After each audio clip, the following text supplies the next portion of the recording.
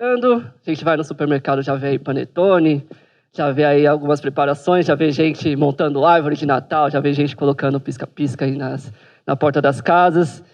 E isso é bom, é um motivo assim que vai nos animando, vai nos preparando para coisas boas, para comida, né? Porque festa de final de ano assim tem muita comida, é muito bom. Mas a gente não vai falar de Natal nem de Ano Novo agora, porque não é, apesar de ser festas, né, e esse momento ser um momento propício para falar de festas, mas a gente vai falar de outras coisas aqui, de outras festas. Mas eu queria fazer uma pergunta para vocês. Qual é a festa mais importante que vocês já foram até hoje? E aí alguns podem dizer, com certeza foi o casamento dos meus filhos. Outros podem dizer, a formatura da minha filha na faculdade foi uma maravilha. Ou até um final de ano em família, por que não? Viajou, encontrou os familiares, teve aquela super festa.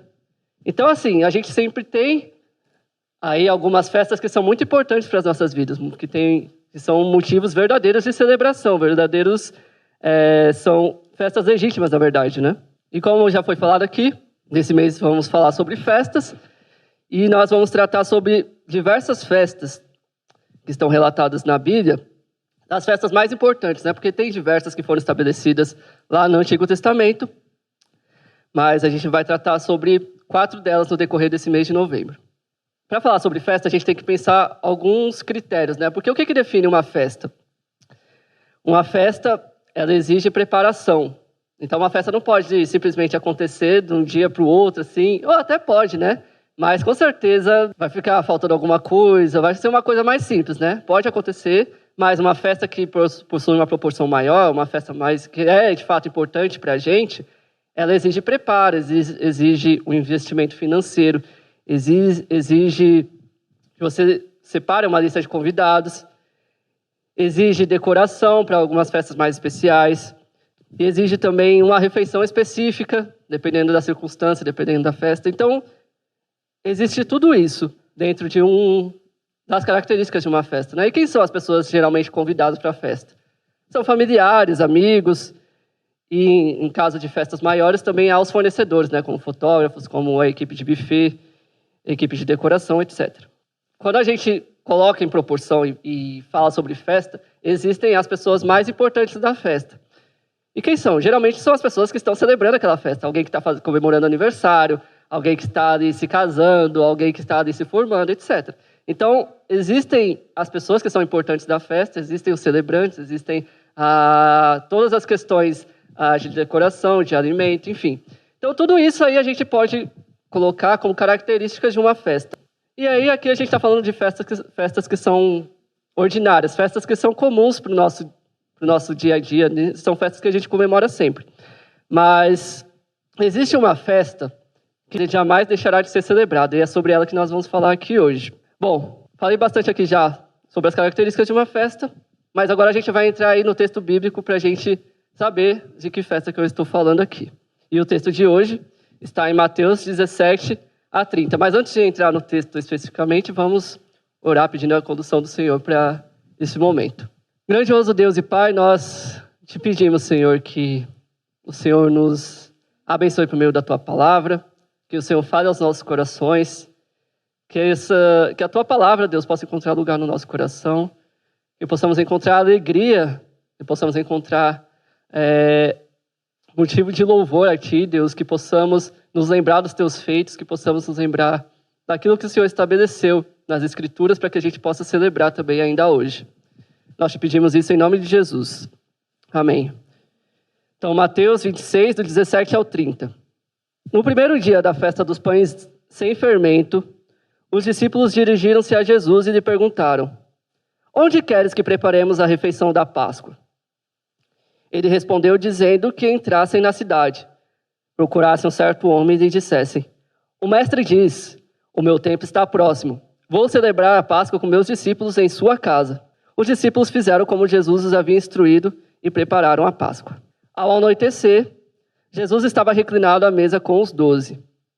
E enquanto estavam comendo, ele disse: digo-lhes que certamente um de vocês me trairá. Eles ficaram muito tristes e começaram a dizer um após o outro: com certeza não sou eu, Senhor.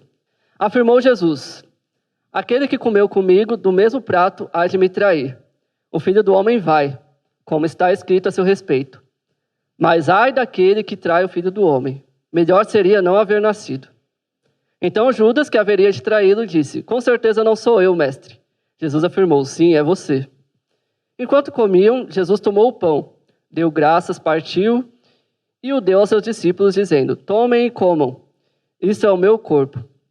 Em seguida, tomou o cálice, deu graças e o ofereceu aos discípulos, dizendo: bebam dele todos vocês.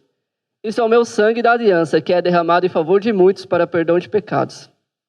Eu lhes digo que, de agora em diante, não beberei deste fruto da videira até aquele dia em que beberei o vinho novo com vocês no reino de meu Pai. Depois de terem cantado um hino, saíram para o Monte das Oliveiras. Jesus está aí, ele já está se preparando para a realização de uma festa, mas ele também está se preparando para a sua morte. Mas antes da gente entrar nesse texto aqui especificamente, a gente precisa entender o que estava acontecendo. Se a gente voltar ao capítulo 24 e 25 de Mateus, a gente tem ali Jesus falando sobre o sinal do fim dos tempos, e ele vai usar diversas parábolas para exemplificar o que isso significa, e também instruir os seus discípulos para que eles permanecessem vigilantes. E aí, entrando no capítulo 26, o capítulo já inicia sobre ele falando sobre a sua crucificação. E naquela ocasião estava a 2 dias da Páscoa. Enquanto Jesus estava falando sobre a sua crucificação, já estava acontecendo ali uma conspiração para a sua morte entre o sumo sacerdote do templo, que era Caifás, e também os outros chefes dos sacerdotes. E também Judas estava prestes a participar também dessa conspiração. Tudo isso está em Mateus 26, de 3 a 5, e do 14 ao 16. E não foi como se Jesus tivesse pego de surpresa os discípulos falando sobre a sua crucificação. Porque ele já, se você for seguir aí, não somente em Mateus, mas também nos outros evangelhos, ele fala sobre a crucificação algumas vezes. Só que os discípulos não estavam entendendo o que Jesus estava querendo dizer. Teve um momento que Pedro fala: não, Senhor, não precisa fazer isso, tal, tal. Aí Jesus fala: afasta de Satanás. É um episódio aí bem conhecido, inclusive. E a crucificação, uma hipótese que a gente pode levantar aqui, é que Jesus estava falando sobre crucificação, os discípulos não estavam entendendo porque a crucificação ela era destinada aos inimigos de Roma. E era a morte mais horrenda, né? A morte mais terrível que acontecia ali, porque a pessoa, além de ser torturada, além de ter que carregar a cruz e ter que sofrer todas aquela humilhação, ela sofreu uma humilhação também de ser exposta totalmente nua, crucificada, para que os cidadãos romanos vissem aquilo e aquelas mortes servissem de exemplo para que ninguém se opusesse ao império. Mas, mais do que tudo isso, a crucificação estava prestes a acontecer na Páscoa, e havia um motivo importante para isso acontecer. Havia um plano ali divino que mostraria o porquê que a morte de Jesus tinha tudo a ver com a Páscoa. E agora, entrando no texto aqui de Mateus 26, do 17 ao 30, o texto começa falando: no primeiro dia da festa dos pães sem fermento. Para nós é estranho falar sobre festa dos pães sem fermento, porque a gente não celebra isso. Então, para a gente entender aqui o texto, entender o que isso significa, é importante a gente explicar, né, sobre essa festa. Bom, a festa dos pães sem fermento é uma festa judaica que comemorava a saída apressada dos israelitas do Egito e as dificuldades associadas a esta saída. Os cordeiros da Páscoa eram mortos no dia 14 de Nisan, então, contextualizando, a festa dos pães sem fermento era uma festa que acontecia no período de 7 dias, onde também estava incluída a Páscoa. Na verdade, todo esse período, para o povo judeu, era considerado como Páscoa. Começava no dia 14 de Nisan. Nisan, para nós, hoje é como se fosse março e abril, entre março e abril. E depois, do dia 15 ao dia 21 de Nisan, acontecia essa festa dos pães sem fermento. Os estudiosos dizem que tanto a Páscoa quanto a festa dos pães sem fermento aconteceu ali por volta de 1400 a.C. ou 1280 a.C. Não é, por ser muito antigo e muito distante, é difícil de especificar quando que aconteceu de fato. Mas se a gente for considerar 1400 anos antes de Cristo, são 1400 anos que essas festas eram celebradas. Então isso mostra como o povo de Israel levava a sério essas festas. Não somente porque Deus havia estabelecido que eles sempre celebrassem essas festas, claro, mas também por se tratar um ritual ali que reunia a família, que reunia as pessoas importantes para celebrar esse momento e se lembrar daquilo que Deus havia feito lá no Egito. E mesmo hoje, os judeus da nossa época hoje, 6 de novembro, eles ainda celebram essa festa da Páscoa e dos pães sem fermento durante uma semana. Então, eles também evitam comer coisa com fermento para se lembrar lá dos seus pais, dos seus antepassados, que saíram com pressa do Egito após a libertação que o Senhor concedeu a eles. Mas ok, a gente já entendeu aqui um pouco sobre a festa dos pães sem fermento, mas por que a morte de Jesus deveria acontecer no período de Páscoa? A Páscoa foi o tempo escolhido no plano de redenção divino para que Cristo morresse. Vamos voltar lá, para a Páscoa original, para a Páscoa que foi estabelecida quando os israelitas ainda estavam no Egito. Era sacrificar um cordeiro, e o cordeiro precisava ser macho e sem defeito. Aquele cordeiro, desde o começo, sempre apontava para Jesus. O Senhor, ele já tinha passado por circunstâncias em que ele poderia ter sido morto, o Senhor Jesus. Ele já havia evitado diversas situações, inclusive teve uma vez que quiseram derrubar ele lá de um precipício, de um abismo, mas ele acabou se desvencilhando, acabou fugindo. Fugindo não, ele saiu e se livrou dessa situação, mas... Então, além desse episódio, já havia acontecido outras circunstâncias onde o Senhor Jesus foi ameaçado de morte. E ele sempre evitou que essa morte de fato acontecesse, porque deveria se cumprir no momento exato. E aqui, nesse episódio aqui, onde é estabelecida a ceia do Senhor, no versículo 18, Jesus diz: o meu tempo está próximo. Estava bem próximo mesmo, porque estava ali prestes a acontecer a celebração da Páscoa. E em seguida, ele já seria conduzido ali pelos chefes dos sacerdotes e por Judas, né, que haveria de traí-lo, para que fosse levado à crucificação. Mas tudo isso estava dentro do controle soberano de Deus. Não é como se Jesus fosse pego de surpresa ou como se crucificação tivesse que ser em outro momento. Não, era para ser especificamente nesse momento.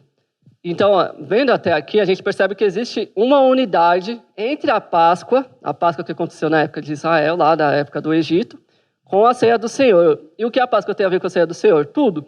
Além do cordeiro que era utilizado na Páscoa, que deveria ser macho e sem defeito, havia a questão substitutiva do sacrifício do cordeiro. Então vamos voltar lá para a época do Egito. O cordeiro era sacrificado, era morto. E ali, quando isso aconteceu, Deus estava prestes a executar, né, a 10ª praga, que era a morte dos primogênitos em toda a região do Egito. Para que o povo de Israel se livrasse disso e não sofresse dessa praga, o anjo da morte enviado pelo Senhor não passasse dentro das casas e matasse os primogênitos, o Senhor ele ordenou que os israelitas eles realizassem esse sacrifício do cordeiro macho e sem defeito, derramasse o sangue, e esse sangue deveria ser passado nos umbrais das portas. Porque assim o anjo da morte não entraria dentro das casas e não mataria os primogênitos de Israel. Então, existe aí essa morte substitutiva do cordeiro em relação ao primogênito. E o Novo Testamento, ele vai trazer isso à tona, especificamente aqui em Mateus, que Mateus ele tem muito essa proposta de mostrar para o povo judeu que tudo que acontecia no Antigo Testamento apontava para Jesus. Então, o Novo Testamento estabelece uma conexão redentora entre esse episódio da Páscoa, na saída do povo de Israel do Egito, com a morte de Jesus, que é o verdadeiro cordeiro pascal que foi sacrificado por nós. O fato de Jesus ter transformado a sua última refeição de Páscoa na instituição da ceia do Senhor mostra a unidade da redenção e revelação de Deus. Demonstra a continuidade essencial entre a antiga e a nova aliança. Então eu estou falando aqui bastante do Antigo Testamento, né? E mesmo no meio das pessoas cristãs, existem alguns que falam, não preciso ler o Antigo Testamento, eu anulo o Antigo Testamento, assim, deixo de lado, vou ler só o Novo Testamento. Mas é importante ler o Antigo Testamento, porque, primeiro, que ele é a palavra de Deus, é inspirado por Deus da mesma forma que o Novo Testamento. Mas, segundo, que o Antigo Testamento ele vai sustentar tudo aquilo que está no Novo Testamento, porque o Novo Testamento ele é o cumprimento de tudo aquilo que Deus já havia estabelecido, das profecias, dos ritos, dos rituais, que apontam para Jesus. Então não tem como você ler o Novo Testamento e ignorar o Antigo, porque você, além de perder muita coisa, você ignora a palavra de Deus, que é o mais grave da situação. Então eu faço aqui o convite, leia o Antigo Testamento, É difícil, vai ter parte que você vai falar, não consigo ler, principalmente aí livro de Levítico e Números, que é mais complicado. Para quem se propõe a ler aí a Bíblia em um ano, eu já passei por isso. Quando você chega nesses livros, você trava, porque é muito ritual ali que você vai lendo, você vai ficando, não estou entendendo nada, muito difícil, mas é importante, porque todos esses rituais aí, em última instância, vão apontar para Jesus. Então, leia o Antigo Testamento. Voltando aqui. A obra de Cristo, como sendo o Cordeiro Pascal por excelência, já que morreu a nossa morte e teve o seu sangue derramado em lugar do nosso, cumprindo assim a exigência do Pai, possui caráter permanente, pois foi um sacrifício perfeito, não havendo assim a necessidade de derramamento de sangue, como diz em Hebreus 10, de 1 a 18. É importante a gente ver isso aqui no Novo Testamento para a gente entender, porque não existe mais a necessidade de a gente sacrificar aí cordeiro e realizar os mesmos rituais que o povo de Israel realizava. A lei traz apenas uma sombra dos benefícios que hão de vir, e não a sua realidade. Por isso, ela nunca consegue, mediante os mesmos sacrifícios repetidos ano após ano, aperfeiçoar os que se aproximam para adorar. Se pudesse fazê-lo, não deixariam de ser oferecidos, pois os adoradores, tendo sido purificados uma vez por todas, não mais se sentiriam culpados de seus pecados. Contudo, esses sacrifícios são uma recordação anual dos pecados, pois é impossível que o sangue de touros e bodes tire pecados. Por isso, quando Cristo veio ao mundo, disse: sacrifício e oferta não quiseste, mas o corpo me preparaste. De holocaustos e ofertas pelo pecado não te agradaste. Então eu disse: aqui estou. No livro está escrito a meu respeito: vim para fazer a tua vontade, ó Deus. Primeiro ele disse: sacrifícios, ofertas, holocaustos e ofertas pelo pecado não quiseste, nem deles te agradaste, os quais eram feitos conforme a lei. Então acrescentou: aqui estou, vim para fazer a tua vontade. Ele cancela o primeiro para estabelecer o segundo. Pelo cumprimento dessa vontade, fomos santificados, por meio do sacrifício do corpo de Jesus, oferecido uma vez por todas. Dia após dia, todo sacerdote apresenta-se e exerce os seus deveres religiosos, repetidamente oferece os mesmos sacrifícios, que nunca podem remover os pecados. Mas quando esse sacerdote acabou de oferecer para sempre um único sacrifício pelos pecados, aceitou-se à direita de Deus. Daí em diante ele está esperando até que os seus inimigos sejam como estrado dos seus pés. Porque por meio de um único sacrifício, ele aperfeiçoou para sempre os que estão sendo santificados. O Espírito Santo também nos santifica a esse respeito. Primeiro ele diz: esta é a aliança que farei com eles, depois daqueles dias, diz o Senhor. Porei as minhas leis em seu coração e as escreverei em sua mente. E acrescenta: dos seus pecados e iniquidades não me lembrarei mais. Onde esses pecados foram perdoados, não há mais necessidade de sacrifício por eles. Então, aí, só frisando, principalmente o versículo 10, pelo cumprimento dessa vontade, fomos santificados por meio do sacrifício do corpo de Jesus Cristo, oferecido uma vez por todas. Então, uma vez que o corpo de Jesus foi oferecido, a gente não tem mais a necessidade de realizar esses mesmos sacrifícios que o povo de Israel realizava, porque Jesus é o Cordeiro Pascal perfeito. E agora, voltando aqui para o texto de Mateus, é instituída aqui a primeira ceia. E o que é a ceia do Senhor? A gente, que é cristão mais antigo, a gente já está habituado à ceia do Senhor e a gente já conhece os significados. Mas é importante a gente reforçar alguns significados que são cruciais para o nosso entendimento a respeito da ceia do Senhor. Eu trouxe aqui 3 aspectos que dão significado à ceia do Senhor. O primeiro deles é a morte de Cristo, que é o principal. E aí existem lá os elementos do pão e do cálice. Quando o pão é partido, representa o corpo de Cristo esmagado em nosso lugar. Então lá no versículo 26 aí do capítulo 26, Jesus fala: tomem e comam, isto é meu corpo. Então aqui o primeiro elemento, o pão é o corpo de Cristo. O cálice representa o sangue do Senhor derramado em nosso favor para perdão dos nossos pecados. Mateus 26, 27 a 28, o Senhor Jesus vai dizer. Aliás, o texto começa e em seguida o Senhor Jesus diz: em seguida tomou o cálice, deu graças e o ofereceu aos discípulos, dizendo: bebam dele todos vocês, isto é o meu sangue da aliança, que é derramado em favor de muitos para perdão de pecados. E além disso, a ceia tem esse caráter de proclamação. Lá em 1 Coríntios 11, 26, o apóstolo Paulo vai dizer: porque todas as vezes que comerdes esse pão e beberdes o cálice, anunciais a morte do Senhor até que ele venha. Então, esse é o primeiro item aí que a gente pode falar a respeito da ceia do Senhor. Qual é o segundo aspecto? O segundo aspecto é que nós, enquanto participantes da ceia do Senhor, nós participamos dos benefícios da morte de Cristo. Então, quando tomamos o pão e o cálice, nós proclamamos: estou comendo e bebendo os benefícios da morte de Cristo para mim mesmo. Quais são os benefícios? Salvação, vida eterna, perdão de pecados. E a justiça de Cristo é imputada a nós. Então, quando nós confiamos em Cristo, quando nós nos entregamos a Cristo e participamos da ceia do Senhor, nós mostramos, para as pessoas, mostramos para a igreja, nós testemunhamos a respeito dos benefícios que nos foram concedidos através da morte de Cristo. E também o terceiro ponto, é que a ceia do Senhor é alimento espiritual para nós que somos cristãos. O pão e o vinho representam o alimento que Cristo está concedendo às nossas almas, como ele mesmo disse, lá em João 6, de 53 a 57. Eu lhes digo a verdade: se vocês não comerem a carne do Filho do Homem e não beberem do seu sangue, não terão vida em si mesmos. Todo o que come a minha carne e bebe o meu sangue tem a vida eterna, e eu ressuscitarei no último dia. Pois a minha carne é a verdadeira comida e o meu sangue é a verdadeira bebida. Todo o que come a minha carne e bebe o meu sangue permanece em mim e eu nele. Da mesma forma como o Pai que vive me enviou e eu vivo por causa do Pai, assim aquele que se alimenta de mim viverá por minha causa. Então, existe aqui uma questão de compromisso com Jesus. Porque ele, nesse texto que eu acabei de ler, ele encerra falando: viverá por minha causa. Então, aqueles que participam da ceia do Senhor, eles precisam ter esse compromisso com Jesus, Porque no momento da ceia, Jesus chama para a ceia aqueles que são seus discípulos. No contexto da primeira ceia, vemos que aqueles que participam são os discípulos que fazem parte do seu círculo mais próximo, que estavam de fato comprometidos com Jesus e a sua obra.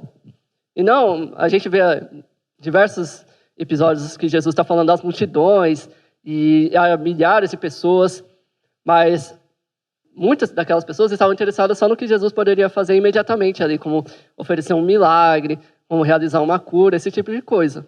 Aqueles que estão aptos a participar da ceia do Senhor são aqueles que estão comprometidos com o Senhor e sua obra. Portanto, aqueles que devem participar da ceia devem ser somente os que creem verdadeiramente em Cristo, porque trata-se de um sinal de conversão e de permanência na fé cristã. Então, a ceia é para aqueles que já se entregaram a Jesus, que já foram convertidos e que permanecem na fé. Existe sempre, quando a gente vai celebrar a ceia, o pastor, via de regra, ele fala: se você está vindo de outra igreja e você faz parte de uma outra parte do corpo de Cristo, uma outra igreja, você está comprometido com a igreja, você está apto a participar da ceia aqui com a gente. Então, a ceia ela é voltada para os discípulos de Cristo, para aqueles que já demonstraram publicamente a sua conversão, Por isso que existe uma advertência de Paulo lá em Coríntios, lá em 1 Coríntios 11, 29 a 30, a respeito daqueles que comem indignamente. Porque aqueles que comem e bebem indignamente sofrerão as consequências, como o apóstolo diz. Pois quem come e bebe sem discernir, ou sem entender o que significa, o corpo do Senhor, come e bebe para a sua própria condenação. Por isso há entre vocês muito fracos e doentes, e vários já dormiram. Vários, aqui ele usa dormiram, mas já morreram. Eu gostaria de fazer 3 perguntas a vocês que estão aqui. Você já crê verdadeiramente, de todo o seu coração, no Senhor Jesus e no sacrifício que Ele fez na cruz? Você já se arrependeu verdadeiramente dos seus pecados e deseja viver uma vida que agrade ao Senhor? Você deseja se comprometer com o corpo de Cristo, a igreja, para proclamar a sua salvação até que Ele venha? Essas 3 perguntas irão definir se você está apto ou não para participar da ceia do Senhor. Se a resposta for sim, você está apto. Venha, você é mais do que convidado a participar da ceia do Senhor. Agora, se a resposta for não, aqui está a oportunidade. Hoje é o dia de você se entregar aos pés do Salvador. Então, se você está aqui ouvindo essa mensagem e você refletiu a respeito dessas 3 perguntas e você percebeu que ainda não deu esse passo em direção ao Senhor, esse é o momento. Percebe como tudo isso é maravilhoso? Jesus é o Cordeiro que nos foi entregue de uma vez por todas no seu e no meu lugar. E hoje, Ele está te oferecendo a oportunidade de se arrepender dos seus pecados e se entregar verdadeiramente aos pés dele. Então, faça isso. Jesus não rejeita aqueles que de coração se aproximam dele. Todo que o Pai me der virá a mim, e quem vier a mim, eu jamais rejeitarei. Palavras de Jesus em João 6,37. Você tem as portas abertas para ir até Jesus. E ele não te rejeitará se você for até ele. Por isso, o meu clamor para vocês que estão ouvindo essa palavra aqui hoje, é que vocês se entreguem a Jesus. Reconheça que você é pecador e precisa de Jesus. Reconheça os seus pecados diante do Senhor e peça perdão por esses pecados. O Senhor está pronto a perdoar. Ele não está de orelhas fechadas para te ouvir, nem de olhos fechados para não te ver. Ele conhece você profundamente, conhece o seu coração, conhece as suas obras. E Ele está de braços abertos para te perdoar e para te receber.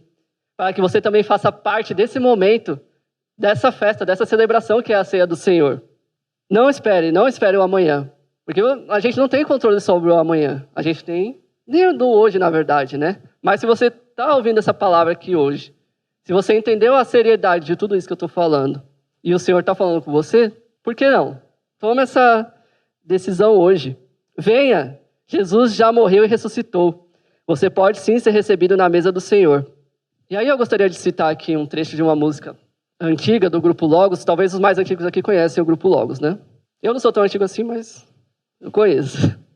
Tem um trecho de uma música chamada Portas Abertas, que diz assim: mas nunca é tarde não, sai da escuridão, há novo dia, nova manhã. A mesma casa tem portas abertas, pessoas certas, amigos e irmãos. Você está recebendo esse convite de participar da mesa do Senhor, e essa porta, a porta da nossa igreja, está aberta. Nossos irmãos aqui estão de braços abertos para te receber, para que você participe dessa celebração, dessa festa. Porque a ceia do Senhor nada mais é do que a festa que celebra a salvação. É a lembrança do que Jesus fez por mim e por você, entregando a sua vida nas mãos dos homens para ser torturado, chicoteado, perfurado e morto no meu e no seu lugar. É o privilégio, a mesa, a ceia do Senhor é o privilégio de participar, junto com os nossos irmãos, do convite que o Senhor pessoalmente nos fez, até que Ele venha e, nas palavras dele, beberei o vinho novo com vocês no reino de meu Pai. Então é por isso que a gente deve celebrar constantemente a ceia, porque naquele grande dia que o Senhor voltar, nós vamos estar com Ele e nós vamos celebrar a ceia com Ele pessoalmente. Então, para encerrar, eu espero de coração que esse momento, essa celebração da ceia, ela seja de fato um momento de muita alegria, sempre para nós. Então, quando você se sente meio desanimado, você não ter a alegria, sabe? Não está num momento muito bom da sua vida, lembre-se da obra de Jesus e lembre-se que você pode participar da ceia do Senhor, porque Ele mesmo te convidou. Para encerrar, eu vou ler aqui uma oração do livro O Vale da Visão, que é uma oração sobre a ceia do Senhor. Deus de todo bem, bendigo-te pelos meios de graça. Ensina-me a ver neles teu amoroso propósito e a alegria e força da minha alma. Tens preparado para mim um banquete, e embora eu não seja digno de tomar assento como convidado, confio tão somente nos méritos de Jesus e me escondo debaixo de sua justiça. Quando ouço seu terno convite e vejo sua maravilhosa graça, não posso hesitar. Devo chegar-me a ti em amor. Pelo teu Espírito, estimula a minha fé corretamente para discernir o Salvador e apreendê-lo espiritualmente. Enquanto contemplo os emblemas da morte do meu Salvador, possa eu refletir sobre o porquê da sua morte e ouvi-lo dizer: dei a minha vida para vos resgatar, fiz de mim oferta para expiar vossos pecados, derramei meu sangue para anular a vossa culpa, fui traspassado para tornar-vos limpos, suportei suas maldições para tornar-vos livres, sofri a condenação que vos cabia para satisfazer a justiça divina. Ó, que eu possa compreender corretamente a largura e o comprimento deste desígnio, aproximar-me, obedecer, estender a mão, tomar o pão, receber o cálice, comer e beber, testemunhar perante todos os homens que o faço de forma consciente, alegre, em fé, reverência e amor, recebendo meu Senhor para ser minha vida, força, sustento, alegria e deleite. Na ceia, relembro do seu amor eterno, graça ilimitada, infinita compaixão, agonia, cruz, redenção, e recebo garantia do perdão, adoção, vida e glória. Como os elementos externos nutrem meu corpo, assim possa teu Espírito interiormente revigorar minha alma. Até aquele dia, quando não mais terei fome ou sede alguma, e me assentarei com Jesus aos seus pés divinos. Amém? Então é isso, que Deus nos abençoe e vamos participar desse momento, né?